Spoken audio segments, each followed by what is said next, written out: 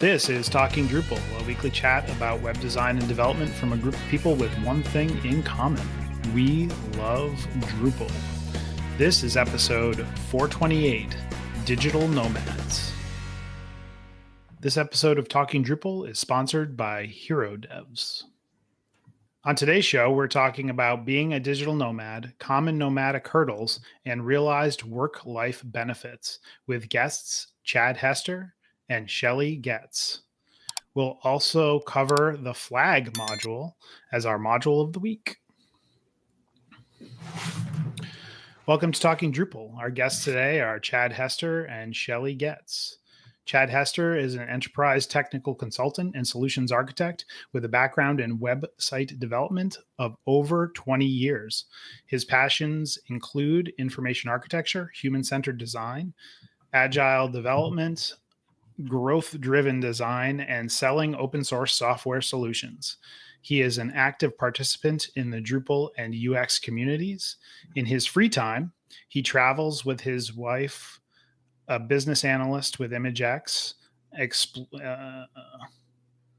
In his free time, he travels with his wife, and a business analyst with ImageX, explores nature, enjoys photography, and trains his dog. Chad, welcome back to the show. Yeah, thanks for having me. Shelley Goetz started working with Drupal in 2012 as a project manager. Since then, she has also worked as a user experience designer and digital strategist, and most recently as a senior business analyst, helping guide complex projects from start to finish. Shelley, welcome back to the show as well. Thank you. Happy to be here. I'm John Picozzi, solutions architect at EPAM, and today my co-hosts are joining us for the next 4 weeks, Ron Northcutt, head of DevRel at AppSmith. Ron is a professional problem solver with a varied career ranging from developer, solutions architect, technical marketing director, and now head of developer relations. He has been a Drupal user and contributor since 4.6 and continues to find it to be one of the best open source development frameworks available. You can find him currently writing and contributing on the AppSmith community portal at community.appsmith.com, which is built on Drupal. Ron, welcome to the show. Thanks. Happy to be here. And joining me, as per the usual, Nick Laughlin, founder of Enlightened Development. Happy to be here as well. And now, to talk about our module of the week, let's turn it over to Martin Anderson-Klutz, a senior solutions engineer at Acquia and a maintainer of a number of Drupal modules of his own. Martin, what do you have for us this week? Thanks, John. Have you ever wanted a simple way to let users bookmark, like, or even flag as inappropriate content on your Drupal site? There's a module for that. It's called Flag, and it was originally created in 2008 by QuickSketch, who listeners may remember as the original author of the Webform module. It has 7.x-3.9 and 8.x-4.0 beta 4 versions available, and it is actively maintained, although there are no commits visible in the past year. It does have test coverage and a handbook, but the handbook is in the old documentation system, so not 100% sure if it's completely up to date. Does have 675 open issues, 132 of which are bugs against the 8.x branch, which is not too bad considering the module is in use by over 38,000 sites. Now, the recent releases are by Berdier, who we recently mentioned as the maintainer of TMGMT in episode 426. Now, the Flag module provides a flexible system that can reference any kind of entity, so content, users, comments, and so on. When you create a flag type, you set the target entity type, and then you can optionally choose specific bundles that can be flagged. The flags can be per user, like bookmarks, or global, meaning that they're the same for everyone. Links to flag or unflagged content or other entities can be displayed in a variety of ways, in a field, in entity links, as contextual links, and more. By default, flag links are rendered as Ajax links that flag or unflag content without reloading the page, but you can configure them to display in various ways, including as links to a field entry form, because flag types are also fieldable. There is extensive views integration, so it's easy to list flag content, for example, to show a user content that they've flagged as their favorite. The ecosystem of modules around flag includes one called Views Flag Refresh that can trigger a view to automatically update via Ajax as soon as any content in that view is flagged or unflagged. And not long ago, I used Flag as part of a lightweight task management system within Drupal. So anyone wanting to try that out or get a sense of how the Flag module works can install the tasks module on Drupal.org. So let's talk about the Flag module. Nice. It's a solid one. We're using it on our community portal, both for bookmarks with a custom, using an icon that is filled or not and colored based on if you flagged it. We're also using it for our knowledge base articles. So the first one was a per user flag. This is a global flag, which lets people flag if a knowledge base article is out of date, which then populates a report that our support team can go look at and cycle through and fix them. And that's just how far we've gotten, but we've got one to flag comments and a few other things as well. So it's as handy as a pocket in a shirt. Huh. Now I have a newfound respect for a pocket in a shirt. I feel like everybody at one point or another has used the Flag module. So let me turn the tables. Has anybody not used the Flag module? I see. Accurate. What? Accurate. Everybody has used the Flag module.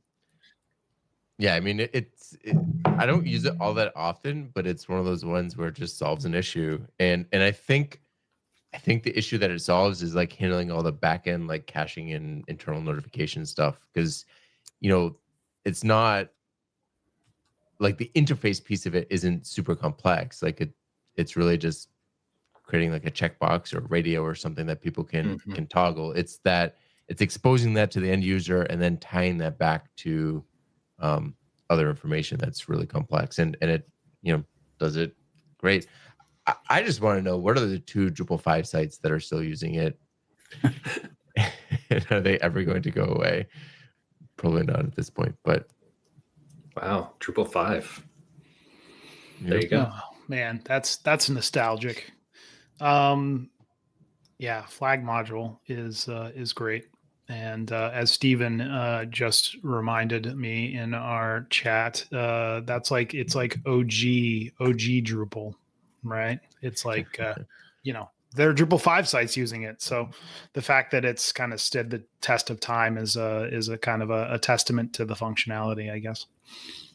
Well, and Mathieu Scarset, who has been on the show before, I know he recently released a module that allows you to actually do ratings using the Flag system as a base, because I think some of the like 5-star and other modules, I don't know if all of them kind of made the jump from 7 to 8. So you can actually use Flag as the basis for some of that same kind of functionality. Oh boy, I feel like that could be a future module of the week there. The 5-star, has that made the jump? If so, who hasn't used that one? Everybody loves to rate things.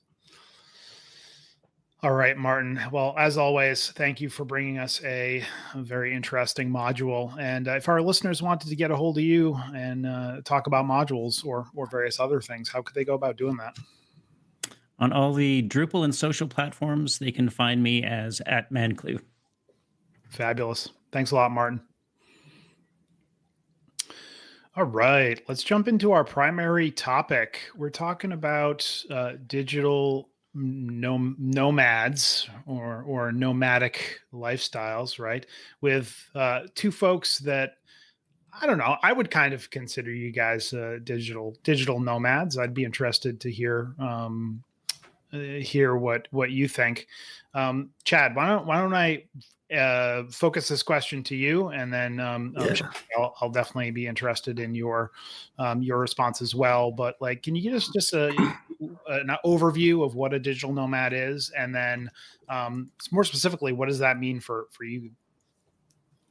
Yeah, well, I think the general definition is, and I think I hold this definition is what I consider it to mean as well, is traveling while working and exploring. There can be some aspects of feeling like it's a permanent vacation, but it's most certainly not in terms of you still do need to get some work done. And depending on whether or not you're a contractor or an employee, that can have an impact on, well, how much am I working throughout the week, that sort of thing. So for us, the form took, traveling across country to do the immigration process, which we'll talk about later. We didn't work while we traveled across country just because that was a big ordeal. But once we got here, we moved from Airbnb, long stay Airbnb to Airbnb several times. And each time we move is just a little bit of time off to pack, move, unpack, that sort of thing. But really, I think the simplest definition is if you're not really staying in one place, but you're still capable of working and do work online, that's your digital nomad. So, Chad, before I turn it over to Shelley to answer, I just want to clarify, when you say you're moving from long-term Airbnb to long-term Airbnb, that's in different provinces, because you guys are in Canada, for those that don't know that, but in different provinces, right? We actually stayed in British Columbia. Okay. Now we sold our house in the United States, now a year and a half ago, right at the top of the market. So we got really lucky with the sale of our house. And while our house was on the market, we lived in a separate Airbnb for 2 months just to help with the sale and showing of the house, that sort of thing. So technically not really our home. And that was really the beginning of our digital nomading. But then we lived this is our fifth place in British Columbia. And we're looking to return to one place. Part of it for us was previewing a few locations in British Columbia before we actually settle down in a place. And in theory, there's a form of being able to continue to travel, given the fact that we both work remotely on occasion. So not permanently, but more sporadically. Okay. So, Shelley, would you agree with Chad's assessment of a definition of digital nomad? And then more specifically, what does that term mean for you? Oh, yeah, sure. So for me, it's, I guess since 2020, the world has kind of changed a bit. I've been actually working remotely fully since 2016. I had been a hybrid worker before that. So it was 3 days in the office, 2 days at home, which, is at that point why am I not working at home every day? And I got the opportunity to actually start working with just a small contracting gig here with someone out of Vancouver. And we came out here a couple times and really loved it. And then the pandemic hit and everything kind of changed for a lot of people. For me, nothing really changed because I was already working from home. So we kind of got into this position where we realized that we didn't need to be homeowners in the same place where we had lived for 20 years in order to do what it was that we liked to do. And so we were like, what does this look like for us in the future? Do we stick around on the East Coast? Do we decide to just get rid of a bunch of our stuff and go exploring the world? We both kind of hit middle age and we don't have kids. And we figured, what are we going to do with the rest of our lives? So that flexibility of being able to work from wherever you have an internet connection seemed kind of appealing. So that was the beginning of it. Chad started working with ImageX out of Vancouver in November of 2020. And they have helped a good number of folks from all over the world, Brazil, the UK, Ireland, move to Canada and immigrate to Canada. And actually Canada is extremely friendly for work visa, both for work visas and for immigration process. So if it's a kind of thing that you're looking for a country that's easy to live and work in, Canada actually does that pretty well for people.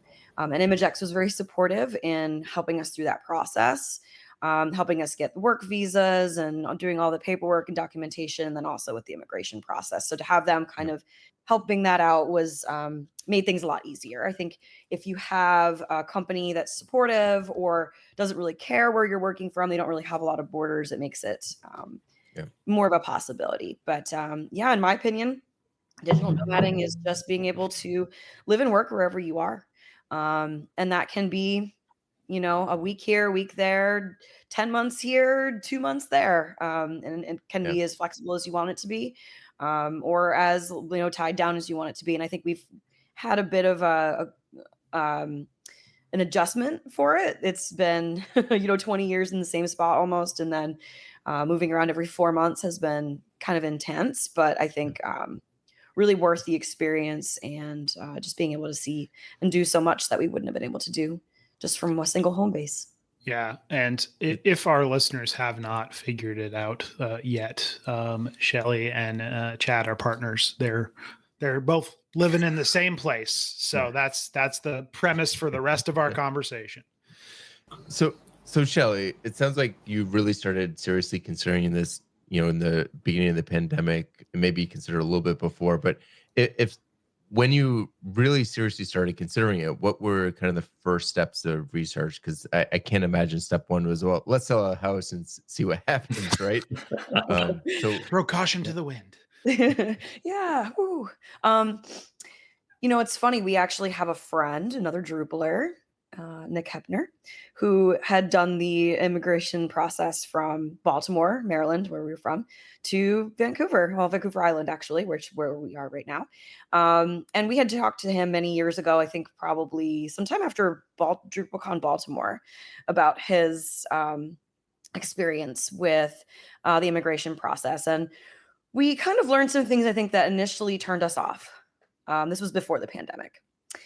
And then I think just, that force factor with everything kind of shutting down and people just really kind of starting to think about what they want to do long-term with the rest of their lives. And I think that started to open us up to the idea that we'd been out here before, we liked it.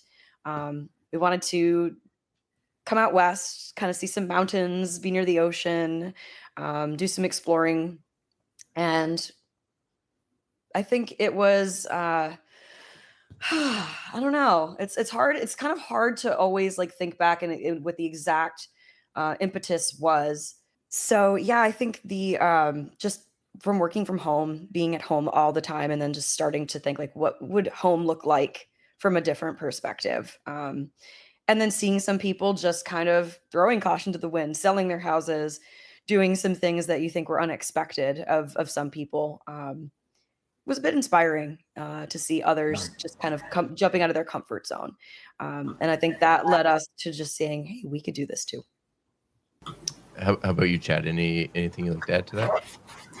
Yeah, I mean, I've worked remotely for, honestly, probably more than half my career, probably most of my career at this point. And I think that was the thing that brought a great deal of comfort for doing what we're doing. We have worked with Canadians for well over 10 years. And I think that was another factor that made us pretty comfortable. We came out to British Columbia the first time in 2017, the second time in 2018, once the winter, once in the summer. And I think that got us a little bit used to this area. And we didn't know the path to get here. But, we literally talked to multiple people, if we can pull this off, it'll be great to be able to move here. But we had no idea how we would figure that out. Fast forward a few years, and this opportunity came along. Big kudos and props to ImageX for actually really helping us out with the immigration process. And I think having that sponsorship leaps and bounds made a big difference. But the idea of selling our house, we had talked about moving from where we were in Baltimore, which was in a duplex. It was our first home that we had bought. We kind of were getting to a point where we were outgrowing it. And a friend of mine, Shelley, she asked me a question a few years ago that really kind of stumped me. She says, Chad, what brings you joy? And you can't say work. and I had to really give that some long thought. And one of the things that kind of stood out was things like nature, which British Columbia has in mass volume, and also woodworking and things like that, which I can't really do in a duplex without a workshop and not annoying my neighbors. So I think that was the inertia that started to really build. And then when we finally sat down, did the numbers, went through the logistics, it looked like it was a doable thing. Very cool. So I'm kind of curious. Like I've talked to a bunch of friends about, especially in the last few years, about moving. There's all kinds of things that are thrown up. Canada is one that pops up quite often for a number of reasons. You know, we've kind of like kicked around a little bit, but so I'm really curious if you could just kind of briefly kind of talk about like the journey of leaving the States and moving around Canada, like just broad strokes, maybe not too in depth, but I'm just really curious. Like, you guys have done that, so what does it look like? As I mentioned before, Canada's pretty friendly to people from all over the world in regards to they open their borders pretty well for people who have jobs, whether it's a job in Canada or a job outside of Canada. Work visas are pretty easy to get. So even if you're not working for a Canadian employer, if you've got a steady job in the United States and you just want to go to Canada to work for 6 months, they are like, here you go, have a work visa. They're very, very open with that. We actually met a gentleman from Germany here on the island recently who had done just that, come over just for 6 months, initially for 3 months to work, and then he extended his stay for 6 months because why the heck not? He had a work permit for 6 months. And it's actually very easy to extend your work permit. So people come here and work indefinitely. It's a pretty friendly environment for that. I would say the thing that's hard about it would be housing right now. As you know, in the US and Canada, things are pretty expensive. So I think that was one of the barriers that we had to overcome was how do we deal with the housing part of things. So yeah, it's been, a bit of an experience with trying to figure out, I would say culturally, thankfully, not a lot of issues between the US and Canada. But when we decided to pull the trigger, we had a few things we had to do. We had to get the work visa process going. If we wanted to stay here a bit longer than 6 months, in other words, we wanted to stay to work for several years, we wanted to get permanent residency, which is ideal way for you to continue to stay. Once you get permanent residency, you don't need work visas anymore. So we went through that process, unsure if we were going to become citizens or not. We think we probably will. But it's going to have to be here for a couple more years before that can happen. 3 years is the minimum before you can become a citizen. Nice thing about Canada as well, because of treaties with the United States, you can be a dual citizen if that's the path you choose to take. So you don't have to revoke your U.S. citizenship. You can remain both U.S. and Canadian citizen if you'd like to. But at that point, we had to basically file lots and lots of paperwork. So I won't bore you with the red tape part of it. Lots and lots of paperwork to the point where even someone like us who are very technically savvy and good with online forms and things had to end up getting a lawyer to work through that process. There's a whole lot of paperwork and lots of questions, and they really grill you about everything. So we got to a point where it's like, you know what, I'm going to have a lawyer handle this. And which is good because apparently if you mess up your paperwork, they make you basically refile again. So you kind of want to get it right. You want to get it right the first time. So I think one of the things we learned is that just pay somebody to help you because it's a bit of a complicated process. So May 31st of 2022, we got our work visas approved. And at that point, we had a deadline of July 1st because that one was when we were moving out of our rental in Baltimore. And we already had Airbnb rentals booked in Canada starting July 7th. And I don't know if we had more than one, but I know we at least had that one booked. So the timing was tricky. And I'm sure we could have worked it out. It would have been a loss of money. But the one thing that I would say for anybody considering immigrating, I know we're talking about digital nomading, and this is an added bonus to our experience. But immigration is one of those things where, absolutely serious, if you don't have tens of thousands of dollars available for the process, then you should work on that first. And even if you don't use it all, it's an important buffer because you're really pulling up anchor and you're really vulnerable through this entire process. And I think that helps insulate you from a lot of the survival sort of unknowns. Yeah. It sounds like, I mean, obviously you can fill out these forms yourself, but it sounds like hiring a lawyer is both a time savings and a cross your T's, dot your I, safety blanket sort of scenario. And as I'm sure we all know, lawyers, unless you happen to be a lawyer, don't come cheap, right? So I imagine having those funds being pretty helpful. And we got about, I would argue, we got about 80% of the way through the process on our own. Not everybody's going to have the luxury of being able to do that. It was a part-time job in of itself to do that side of things. So I'll be honest. I think we, at least speaking for myself, I've experienced a good bit of burnout after that whole, like the dust settled from the whole process. And I had to really taper back my hours to kind of recover from that, which took about a year. But I think if you are a resilient person and you just really pace it out and keep good paperwork, I can't even tell you how many documents I had through the whole process just to try to stay organized.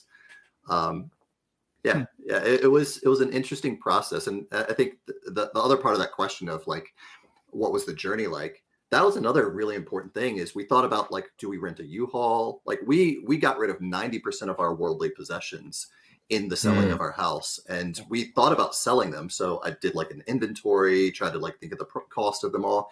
At the end of the day, we ended up giving away most of our things just because We it was the basically easiest. had an open house party where we invited people over to just take our stuff. Yep. And instead we of literally just opened our doors to our friends and our neighbors, and we're that really does sound fabulous. Like I often think like, hey, I'm gonna yard sale and sell like a lot of these things, and then it just never materializes. So like just opening the doors and letting people come in and take stuff sounds very appealing to me. The one lesson that I learned from that is your value as a human on Earth is not your stuff. And that stuff is not worth what you think it's worth, especially if it's been used. So like just unburdening yourself by giving it away. And it sounds so silly. I mean, obviously, if there's something super valuable like a car or something like that, be a little bit more strategic about it. But in terms of the U-Haul, the get across the country, we have 2 cats and a dog at the time. One cat passed away in the past year, had a heart condition. That was tough, but we expected it. He lived probably 5 years past his expected demise. But the trailer situation was tricky because we have a Super Forester and we had a weight limit for that. And we also didn't want to tow a U-Haul that it's not a known quantity. How well is it maintained? All that. So we just bought a trailer, the smallest utility trailer that you could really buy. And just knowing that it was brand new and reliable and whatnot, did I'd never towed anything prior to that. And here we are prepared to drive all the way across the continent over mountains. I had no idea what to expect, but we didn't make any plans for stays like hotels. We didn't book anything because Shelley, has a lot of musician friends. And really it's a matter of, well, what happens if you miss one of the hotels? Then your whole schedule's screwed up. So I planned out just the mileage, plotted it along a map, figured out the timing for things and said, well, one of these cities or major stops along the way, we'll probably start looking. So we just had a checklist all the way down, and wherever we ended up being closest to, then we'd look up a hotel in that area, call them up maybe an hour or 2 out, book it. Lots of, hotels, whether or not people know this or not, lots of hotels are pet friendly. You just have to call them in advance and let them know. So that was the easiest thing to secure the trailer itself. We had, wheel locks and things like that. So everything was secure in that sense. It's a pretty high theft item. And we left July 1st and we got to Washington State. Was it the 5th or the 6th? Well, the 6th. And then we crossed the border on the 7th. And crossing the border was the most uneventful thing ever. We thought they were going to go through all of our stuff. We pull up and there's a van next to us and they've got everything out of the van. And we're like, oh boy, they're going to go through all of our stuff. No, we get in there. They ask to see our medications and our pets' medications. And we fill out a couple forms and they're like, get out. Go. They're very Here's your work permit. they're very accepting there in Canada. I seem to remember my couple of border crossings being very much like, come on in. Yeah, that's what it was like, very much. And yeah, we arrived, and it was actually, the transition into Canada is super easy. There's a few little cultural things that are different that you notice when you spend a bit more time here. But overall, it's been a really easy transition. We started off in a place called Port Moody, which is just east of Vancouver, maybe by about an hour, but it's accessible by public transit. So you can easily hop on a bus and then hop on a SkyTrain into the city, and you can be downtown in an hour. So it's really, everything is very accessible in Vancouver. I would say, like, one of the real benefits of Vancouver as a city is like the public transit's just really amazing. Whether it's buses or it's trains, like everything is just really super accessible. And then we have had, one of the little things that you don't really think about is internet speeds. Mm-hmm. And you don't really know how fast the internet is going to be at a particular location until you're there. And sometimes that can be a bit of an issue. We've only really had one location where we had some internet issues, actually kind of near Nanaimo here on Vancouver Island. And I think it was just the general area we were in was a bit of a dead zone. Not much we could do about it. But that has been a definite consideration when we were looking at places to book, was, can we even get internet there? There were a few times where we just straight up eliminated places because they only had things like Starlink. And while I know that Starlink does work well for some folks, I do know some folks here in Canada who've used it and they have trouble with it. So didn't want to rely on it for our primary source of internet when we're needing it for income and things like that. So you have to kind of consider those things when you're nomading, if you've got internet access, because some areas out here are a bit remote and don't have the best internet. So something I want to kind of dive into, and I think we've been pretty clear throughout the show, right? That and correct me if I'm wrong or I'm misstating something, but you're both working as contractors. You're both working in kind of digital. No, Chad's shaking his head. I've already blown it. Correct me where I'm wrong. So I'm a contractor. Okay. I personally like the freedom. I mean, if a good employment opportunity comes along, then I'll seriously consider it. But I do like that freedom because, well, I like novelty. I get bored very easily. But part of Shelley's immigration process was becoming an employee with ImageX. And Okay. if you're an American working for a Canadian company, you are just going to be a contractor. You can't really be an employee because you're not a resident. But that helped tremendously. And I think that gives us, if you are in a relationship where both partners work, having one partner who is more stable can be a big benefit. It allows one to have that reliable income and the other to take risks. And I think that could be nice. And Shelley and I have kind of traded off a couple of times in our careers in that regard. So that's was going to be my question, was knowing that, obviously you guys have said that the Canadian government very friendly to folks coming into country to work on work visas. Being a contractor, does that make things a little bit more difficult because your work could be more sporadic than a like a full-time job? Yeah, for sure. And I think,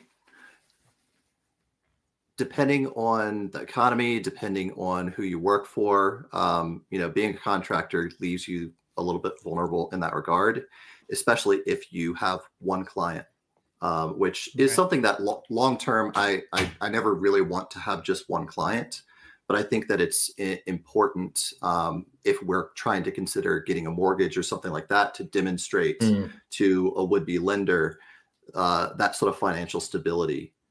So if I did have one client, that looks a lot better on paper. So I was trying to push that. For my situation, might as well say I'm open for work at this point. I do have work that I'm doing kind of as a steady stream, and having Shelley as that kind of financial stability gives us the freedom to do that. I think also being I guess, digital nomads, if you will, allows us to kind of ebb and flow with our expenses. Admittedly, our choice of doing long stay Airbnbs is more of an expensive choice.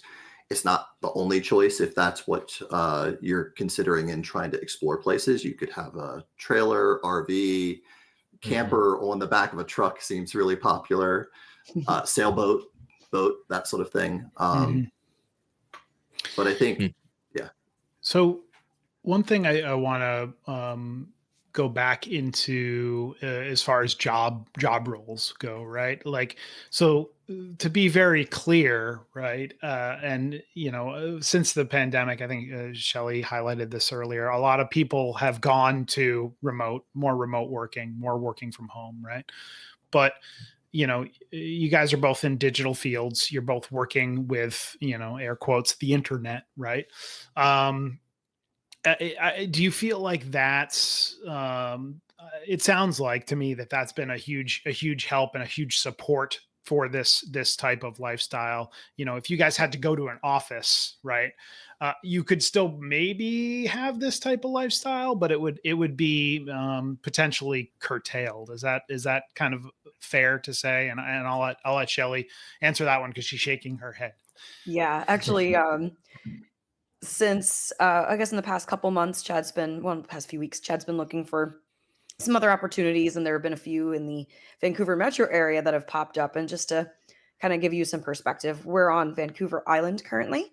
So I don't know if you're familiar with the geography of British Columbia at all, but it's about, I would say 30 miles across the Strait of Georgia from, so it's an island from Vancouver. So if we were to commute back to the city, we actually did a trip back to the city a few weeks ago. Takes from door to door about 5 hours. So it's not a commute. Wow. Like it's, you're on an island. There's another area where we lived last winter called the Sunshine Coast. It's a short ferry ride, about 40-minute ferry ride north of Vancouver. And even to go from there to downtown every day would be about a 3.5 to 4 hour commute one way. So even though like mileage wise, it's not super far, just the way and access of everything out here makes it impossible unless you're living in Vancouver Metro to really go into an office, unless they have an office somewhere else, which they probably don't, unless it's in Victoria. So there's not really much out here outside of the big city. So that's one thing with Canada in general that I think is a little different than maybe some parts of the US, is that like there's lots of concentration around cities. And then once you get out of the city, it's very kind of nothing. So I would say commuting at this point, unless we lived in Vancouver Metro, is just not going to happen. And as I mentioned before, trying to find housing is difficult. So we really did it ahead of time. I would say we really made the effort to have 12 months in advance booked out, so that we knew that at least for the next 12 months, we have a guaranteed place to live. And a lot of that also, so with Airbnb as well, a lot of that comes with deposits. So typically they require like a full month. So we basically prepaid for 4 months when we booked 4 different stays with Airbnb. Oh, wow. So you kind of have to have that cash up front as well when you're doing it that way. But that's also good because then you get, along the line a month where you don't have rent because you've already prepaid that deposit. Exactly. But actually we're coming to a point now where we've done this for, we're going on 16 months, 17, 18 months. I don't know, something like that. And, this is our last actual Airbnb stay. We're in a place called Courtney on Vancouver Island currently. Cute little town, about halfway up the island. We're here until March 7th. And then we're actually heading back to a place where we spent last winter on the Sunshine Coast, a little town called Garden Bay. I probably shouldn't say it because now everyone knows about it. I kind of want no one to know. We fell in love with this area. It's just everything you could imagine that Canada and especially coastal Canada would be. And I think we're probably going to end up making our permanent home there. But we made some good friends out there who own the Airbnb we stayed in, and they invited us back for next summer. We've got 6 months booked with them already, just a regular lease, no more Airbnb stuff. So they gave us a nice discount. That's a nice thing you can do when you do Airbnb stuff. If you meet good hosts, sometimes you can make good friendships and relationships with people. And we really have done that. And that's been nice.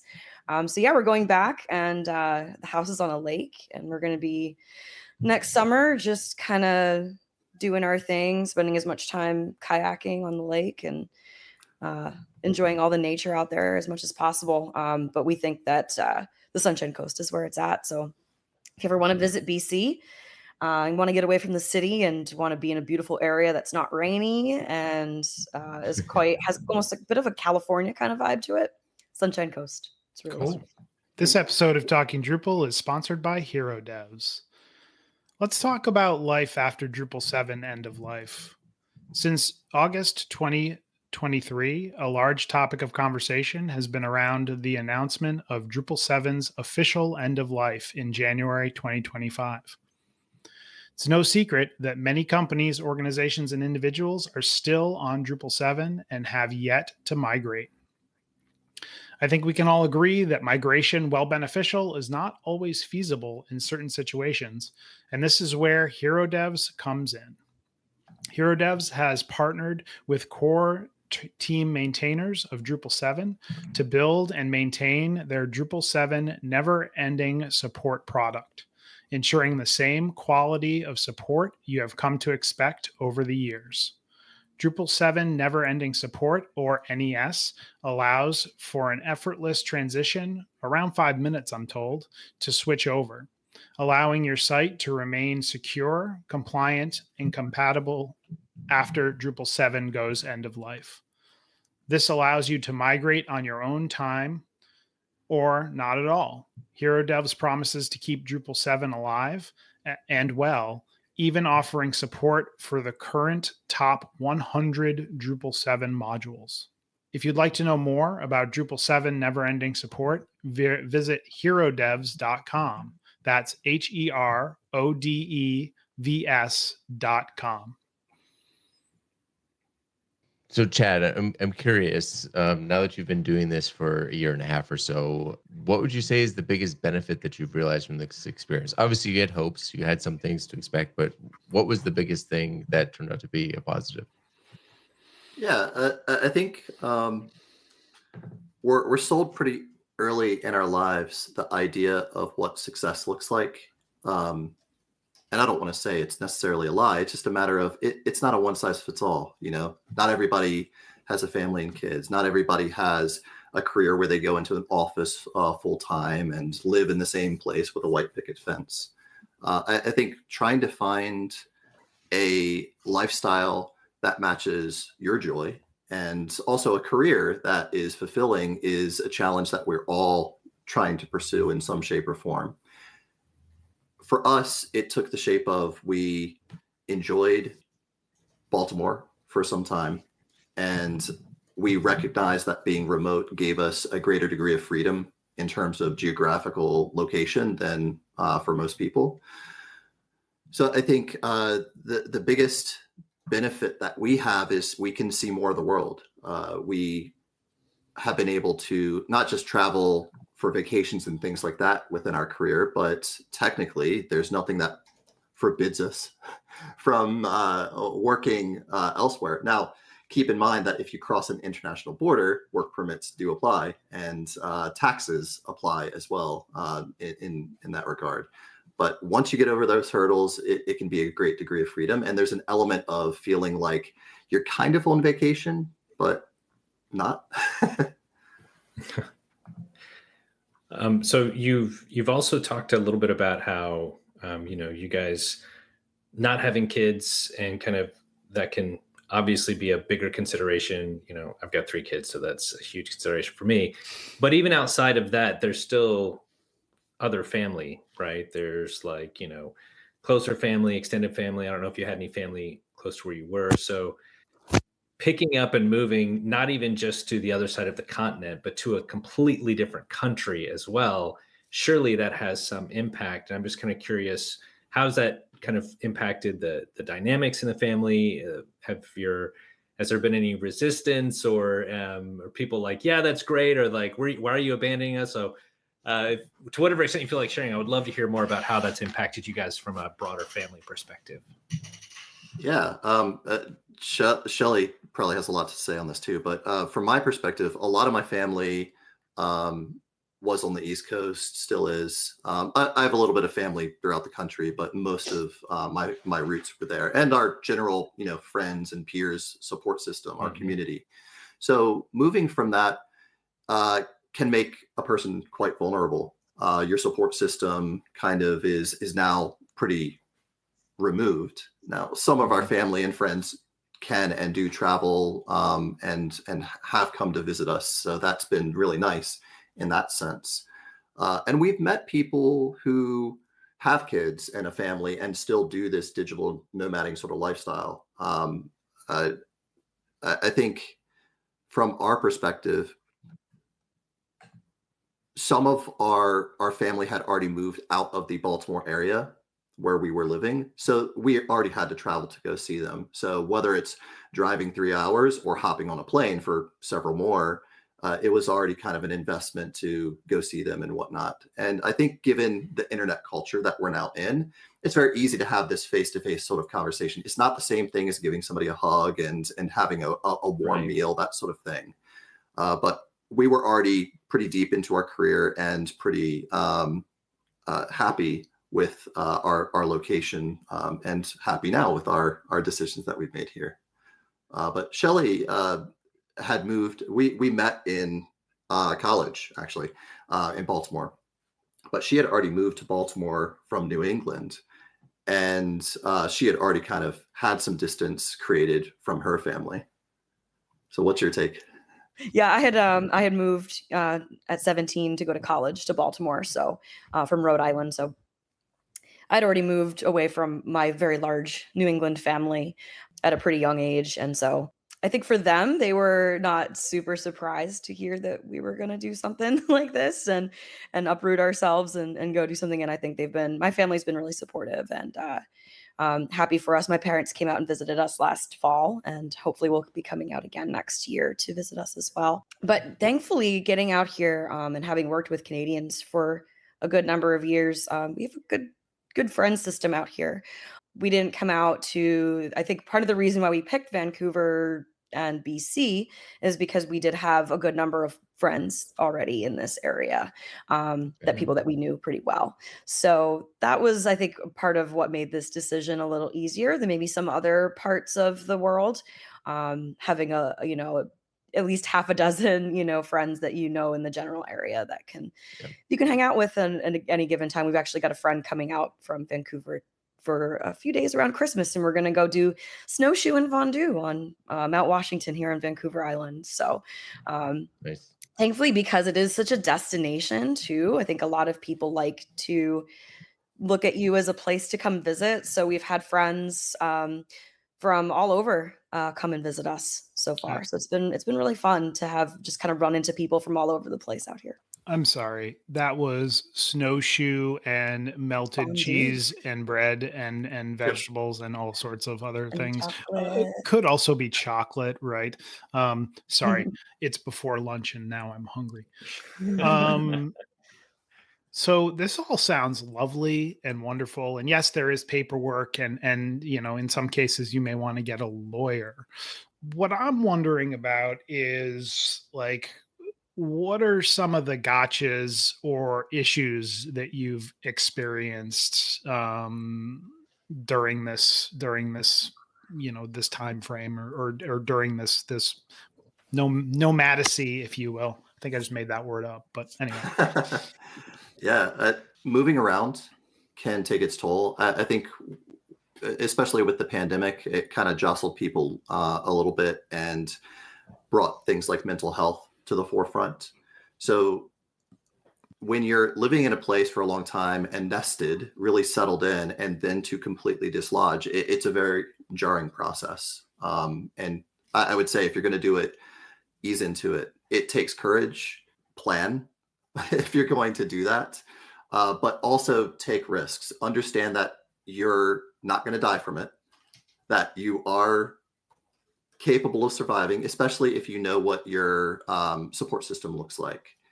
I think the challenge for us with the choices we made was having to pack our stuff up every single time that we move, haul a trailer, unpack everything. So the strategy for us was use a lot of clear totes because you can always see where things are, label things.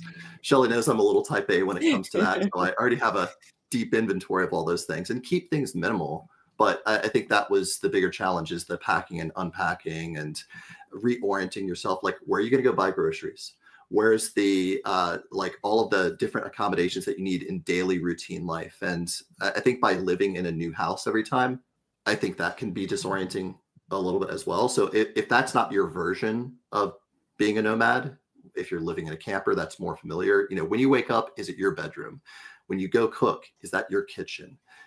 All of those little things you don't really think about, but it can have a major impact on your mental health. And admittedly, it did for me.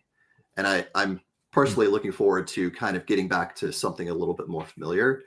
But I think one of the things that if we were to do it a little bit differently now would be to probably have bought a fifth wheel or built a tiny home or something like that. And that might actually still be in the cards for us, is this idea of enjoying this, but in a slightly more comfortable version. So doing that sort of thing where like you're kind of like, I don't know, in RVing it, if you will, right? Yeah. Like, so that just to highlight, right? So that cuts down on the cost of the Airbnbs, the long-term Airbnbs, right? It also would give you more time, let me rephrase the question, less time kind of packing and moving things, right? Because you're kind of like, the snail mentality, that your home's kind of like on your back, you're taking it with you, right? Of course, there would probably still be like, camping fees and things like that, where you have to kind of like hook up and stay for an extended period of time. But is that kind of the gist of what I'm hearing? Yeah, and we've known a few people that have done exactly that. One of our friends, she lives in an RV and she moves around. She was on the island and then she went to Metro Van just in the past few months. And we have another lady who we actually met in the Drupal community in Baltimore. She has a sailboat called Heavy Metal, like the movie. That's Deborah Fuzzetto, I think is how you say her last name. We met her and her husband. They, I believe, still live on a sailboat with their family. So I think those were the things that really gave us the inspiration and the courage to do it, because we could witness other people doing that sort of thing. But also it shows us that there's a different version that you can pursue. So I think the Airbnb approach that we took, it is a thing that you can do if you want a home and you want those sort of creature comforts, but it's not the only way to do it. Yeah. So, Shelley, I'm curious, because Chad already gave a couple of his. So, Shelley, I'm curious if there are any tools or tricks that you also found that would make this easier, and if there's anything that you would change knowing what you know now going in. I think some of the big challenges I dealt with were like being adjusted to having like a nice desk and office that I'd had set up for a really long time. And when we knew we were going to do this, I challenged myself and I was like, okay, if I'm going to be working from random places for the next however long, how is this going to look like? What if I have to sit on a couch or something? So I packed up my extra monitor and my extra keyboard and all my gear, my office stuff. And I grabbed my laptop and a lap desk that I've got right now. And I started working from my couch to see if I could do it, to see if I could handle not having two screens and still being productive and still being able to kind of, handle things that way. And that was a bit of a challenge at first because when you're used to working a certain way, being able to challenge yourself to say, like, as long as I have a laptop and a place to stand or sit, it really doesn't matter where I am. So I think I've had a lot of just discovering my own what my own boundaries and limitations are, but also kind of opening those up and realizing that I had maybe some boundaries and things that I'd established for myself and kind of put myself into a box, and I didn't really need to necessarily be in that box. But I think one of the harder things, again, like Chad mentioned, always being in a new house, always being in someone else's house, always worried about, like, if something happens. We had our first Airbnb, the washer went up. And thankfully the host was really wonderful and got us a new washer like really quickly. But you never know what you're going to run into. You could have a host that's not so great. We haven't had any problems with that, but that could be a challenge for people, if you're just kind of going from place to place. But I think that's another good thing about it too. We're only 4 months in any given spot. We picked 4 months because it's just long enough for you to really kind of get to know a place and get comfortable and be able to relax and allow your brain to kind of calm down and not be constantly on the move. But also, if you're not into a place, you don't have to spend too much time there. So it's not like you're committed to, 6-8 months to a place if you're like, oh, gee, this wasn't what I was expecting. So I think we had to find that balance. And I think figuring that out, what that looks for you, is going to be different for everyone. We had to figure out, like, how often do we want to move? Do we want to do it every 3 months? Do we want to do it every 6 months? Yeah. And I think we landed on 4 months somehow. Because I'm like, 3 moves a year sounds like more than enough. And since April of 2022, we've moved 6 times. So it's been a lot. And one of those was pack up all your stuff and schlep it across the country kind of move. Yeah. Which, while it was exciting and doing all that, like driving across the country, which is kind of a bucket list thing, I think, a lot of people don't really ever get to just do that. It was really tiring.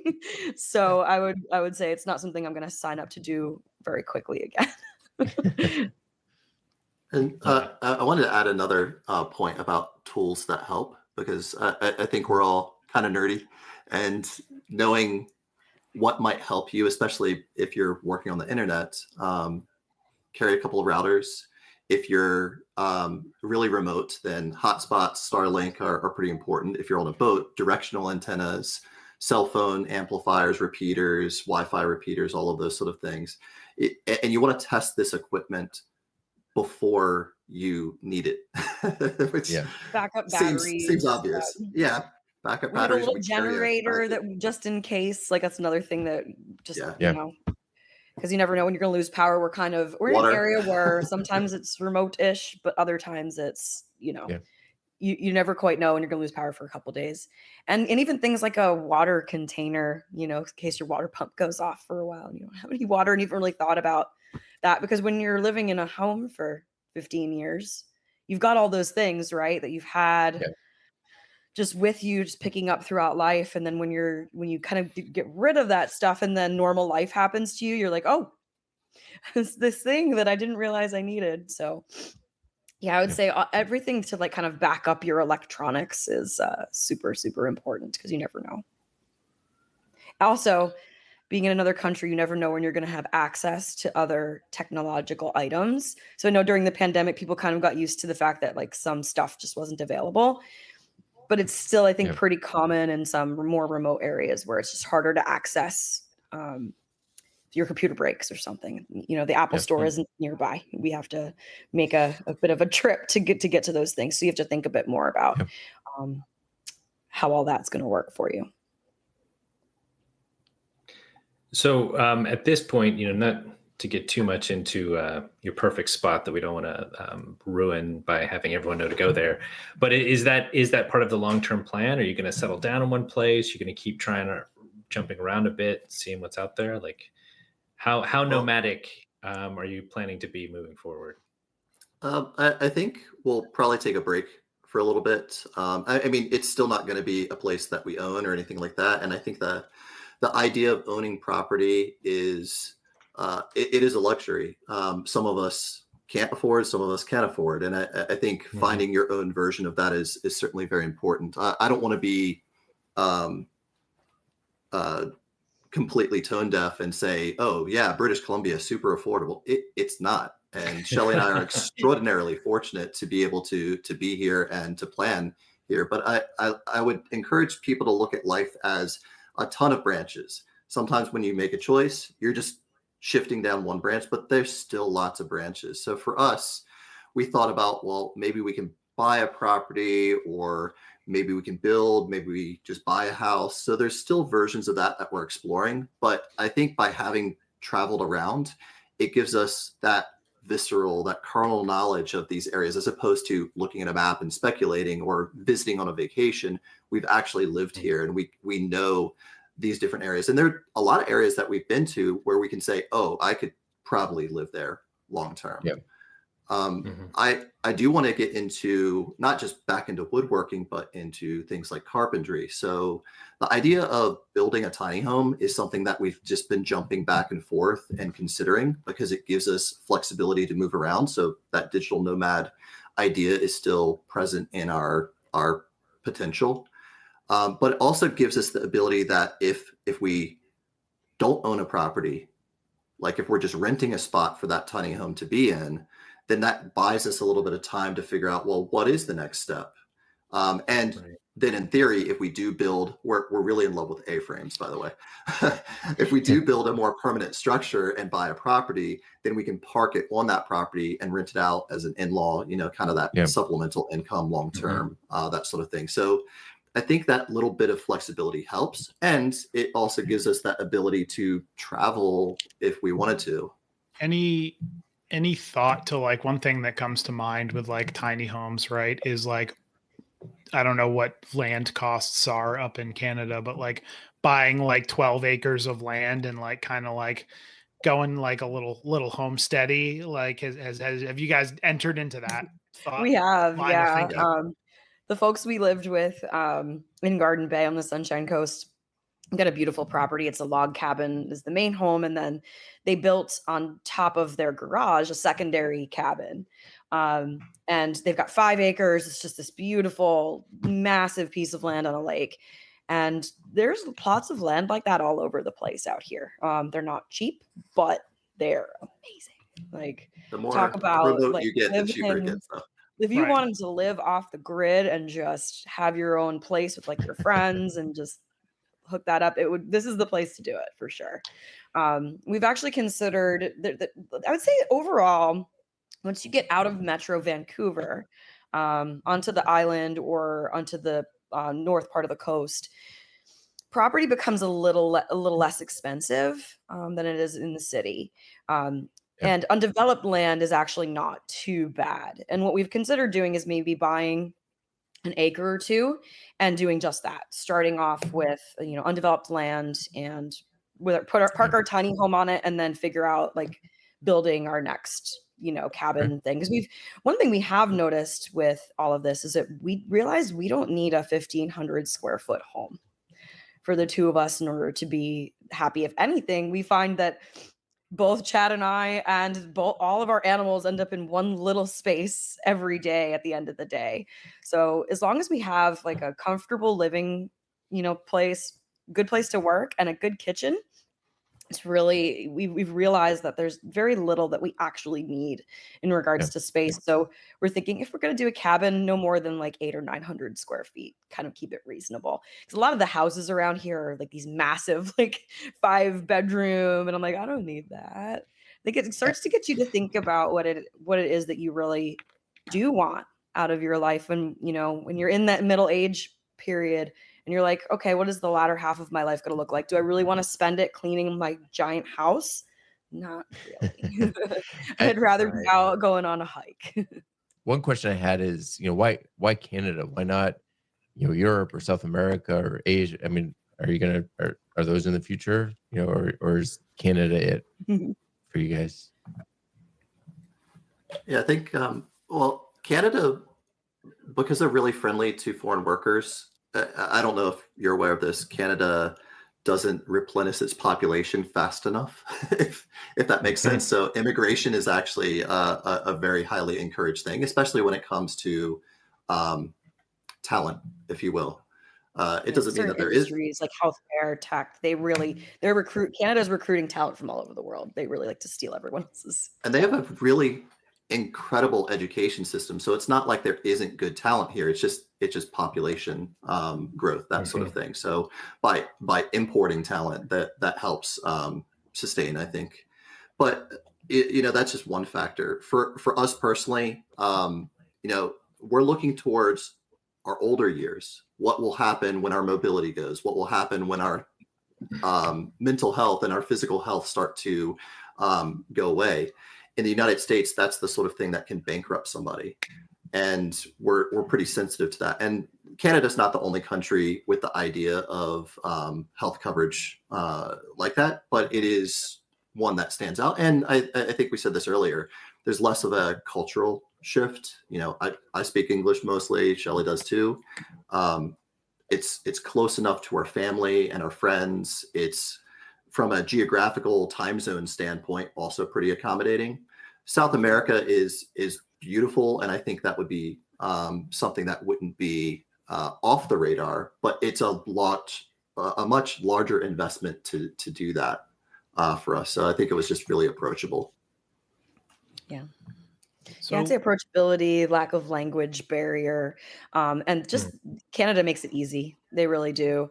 A lot of other countries, when you look into it, they make it easy for short periods of time. So like if you want to go for 6 months or a year or something, they're good about that. But if you try to stay longer, they really encourage you to like become a citizen. And a lot of times with a lot of South American countries and even some European countries, they don't have treaties with the US like Canada does. And so you have to make a decision. Do I give up my citizenship in the US or do I keep, do something more permanent in another country? Whereas with Canada, you can do both. You can keep both if you like. And then there's really not much penalty to doing that. all right. So I have one final question from Stephen, and it's actually for Shelley. Shelley, 30 seconds. What are your thoughts on the 2023 Patriots season? I knew he was going to ask that. And is Bill Belichick going to have a job at the end of the season? It's funny. I was texting my dad about this very thing this past weekend, and I could actually see where even with a year left on his deal, they might fire him. But no, what my opinion is, we had it so good for so long that what goes up must come down. Didn't know it was going to come this hard and fast, but here we are. Listen, I think a couple more weeks with Bailey Zappi, and we'll be in a much better place. But that's just my two cents. Fingers crossed, we've got a few wins left in us before the end of the season. We'll see, or a couple more heinous losses. You never know.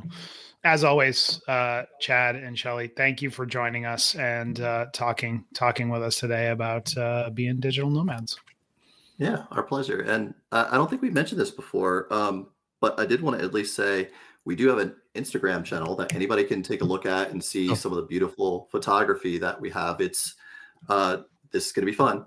USCA Nomads. So USCA Nomads. That's on Instagram, and we also have a Flickr account. I'll put the links in the show notes for those. Awesome. But yeah, you can see what we're doing and where we are and what we're up to. Very cool. Chad's been posting drone footage pretty regularly. Just got himself a drone, so you get to see BC via drone.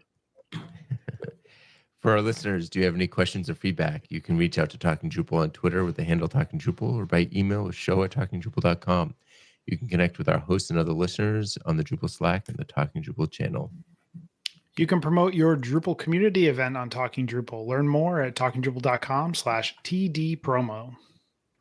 And you can get the Talking Drupal newsletter to learn more about our guest host, show news, upcoming shows, and much more. Sign up for the newsletter at talkingdrupal.com/newsletter. And thank you to our patrons for supporting Talking Drupal. Your support is greatly appreciated. You can learn more about becoming a patron at talkingdrupal.com and choosing the Become a Patron button in the sidebar. Chad, if folks wanted to get a hold of you, how best could they do that? Yeah, well, aside from the Instagram account, which Shelley and I both monitor, I have a website, Chad K. Hester. So that's K as in Kevin, chadkhester.com. I'm also on Drupal.org. Chad Hester is my username there. So yeah, drop me a line. I am open for contracting. My website shows my rates, my services. Let's talk. And yeah. Wonderful. Shelley, what about you? Yeah, I am on Drupal, and it's Shelley Goetz on Drupal. And I think I'm on Twitter, now X, but I haven't really been using it lately. So I guess you could find me on there. I think it's at ShelleyGTZ. And otherwise, I'm on Instagram, and I think it's also ShelleyGTZ if you want to follow me and see what I'm doing on Instagram. There you go. Ron, what about you? You can find me on D.O, RL Northcutt. As far as social goes, mostly these days on LinkedIn for now, aside from specific places like Drupal, Slack, or wherever. And if anyone's curious, go check out community.appsmith.com. I've got some content on Drupal stuff coming out soon, talking about some of the things we did when we were building the portal and some tips and tricks. So I'll be sharing some of that coming up. Awesome. Nick, what about you? You can find me pretty much everywhere at NixVan, NICXVAN. And I'm John Picozzi. You can find me on all the major social networks and Drupal.org at John Picozzi. And you can find out about EPAM at EPAM.com. And if you've enjoyed listening, we've enjoyed talking. See you guys next week. Thanks, everyone.